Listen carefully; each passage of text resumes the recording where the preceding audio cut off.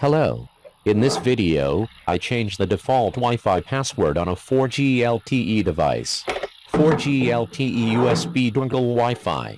Next, I use a phone to change the Wi-Fi password. Settings. Wi-Fi. On. Connected to the device. Make sure your phone is connected to the 4G LTE Wi-Fi modem. Open the device management page using the browser. Enter the device's IP address, 192.168.100. 1.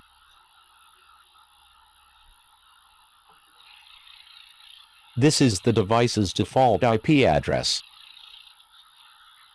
Go. Username and password. Username admin. Password. Password admin. Login. Login successful. After logging in, go to the Wi-Fi menu to change the password. Wi-Fi. Wi-Fi security. Password.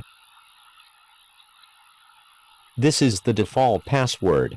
You set a new Wi-Fi password. These are the steps to change the Wi-Fi password on a 4G LTE Wi-Fi modem. Thank you for watching. Don't forget to like and subscribe. Good luck.